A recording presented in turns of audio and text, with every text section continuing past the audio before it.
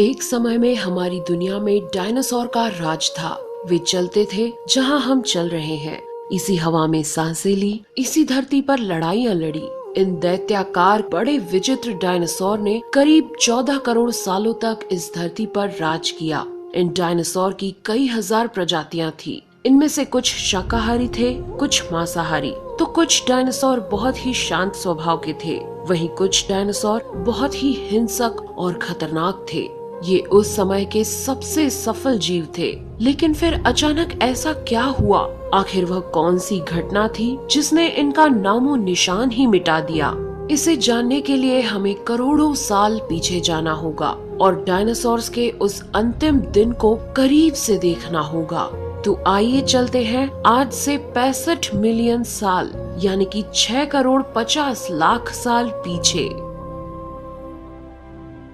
आज से करीब 6.5 करोड़ साल पहले धरती पर मौसम सामान्य था।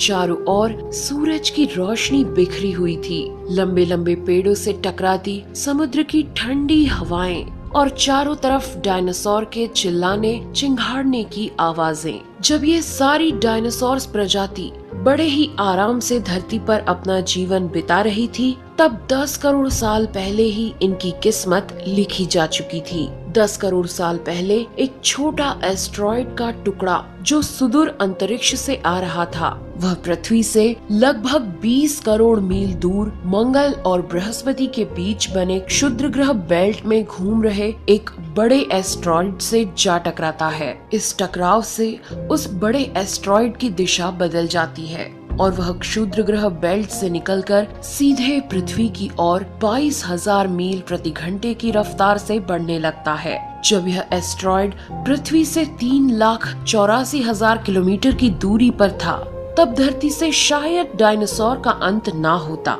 यदि यह एस्ट्रॉइड पृथ्वी के उपग्रह चांद से टकराता। लेकिन नियति को कुछ और ही मंजूर था, इसलिए ये बड़ा एस्ट्रॉइड चांद के बहुत नजदीक से गुजर गया।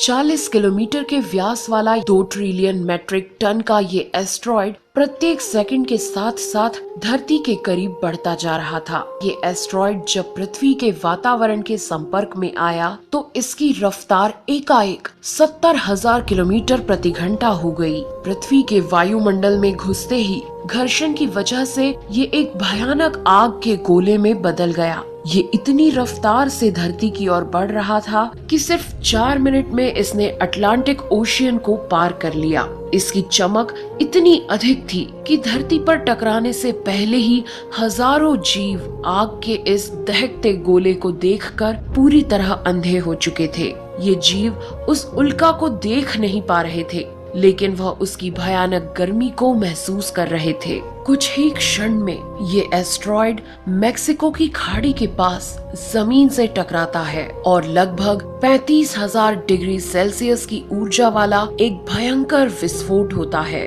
इस टकराव का विस्फोट लगभग 10 हाइड्रोजन बम के विस्फोट के बराबर था।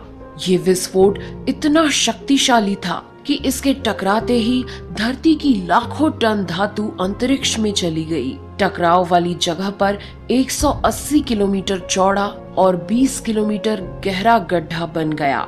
विस्फोट के कारण इस गड्ढे का सारा मेटल और पत्थर आसमान में धूल के बड़े बादल में बदल गए। 16 मिनट 40 सेकंड बाद जमीनी टकराव की वजह से धरती के अंदर चारों ओर 11.1 तीव्रता की भूकंपीय तरंगे उठने लगी। इस वजह से समुद्र में विशालकाय लहरों का निर्माण हुआ और एक के बाद एक सुनामी की लहरें चारों तरफ बढ़ने लगी।